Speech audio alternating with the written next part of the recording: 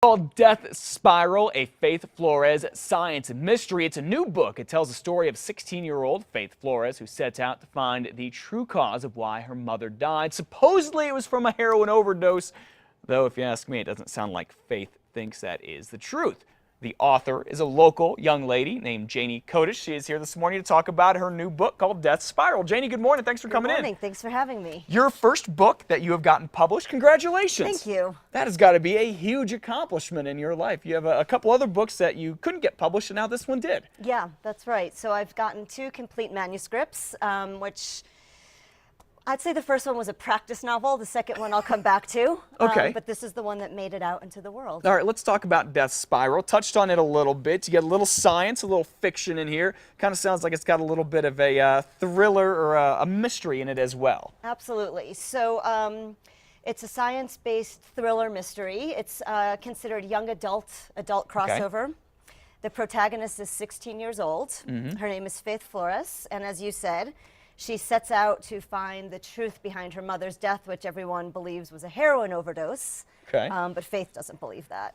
All right, I don't want to give away what happens, but it seems like it probably takes a few twists or turns here. It does take a few twists or turns, and I don't want the fact of science to turn anybody off. I love the science, but it's all embedded into the story. Okay. So the reader discovers the science along with the character. So you don't got to be Albert Einstein. You go ahead and read this book and to understand it. Like you said, it's you talk about it's a teen, so it can be for some younger folk too. Exactly. I'd say 13 and up. 13 and up? Yes. Okay. Yeah. Very cool. By the way, you can get the book. It's in a bunch of local bookstores right now. You can also head to our website at casa.com. Click on the Casa blog. In fact, you have 2 really cool events going on. You're going to be signing some books?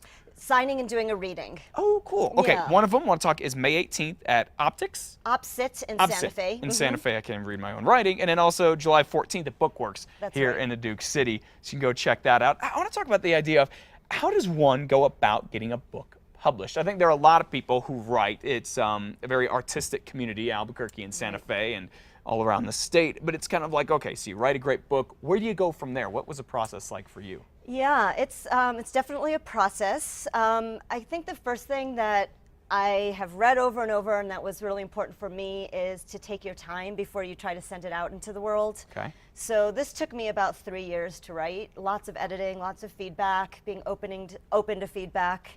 And then you can go the route of trying to get an agent. Okay. Is that what you did? I started trying to get an agent, and then I submitted directly to this press. The press is the Poisoned Pencil.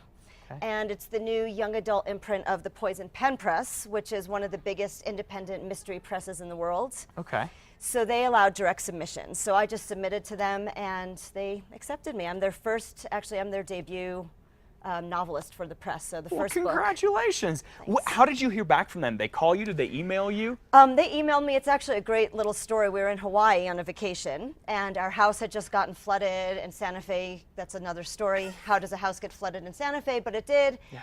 And I opened up my email, just saw the Poison Pencil Press, and I almost deleted it. You know, you get so many rejections as a writer. That's what you were imagining. That's what I was imagining, and I thought, I don't want to ruin this day with a rejection. And I saw, I love.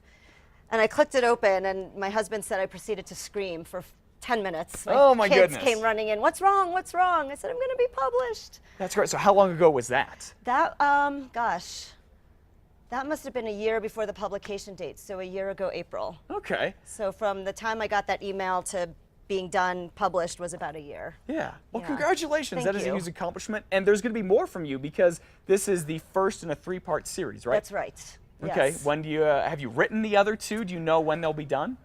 November is when I'm getting the first draft. I'm anticipating the first draft of this one. So that should be in 2015. All right, when that's done, come back and see us. I'd love to, But until then, Janie Kodish, it's called Death Spiral. Go to casa.com, check it out, and find more information there. Really great story. Thank you Thanks very for coming much. in.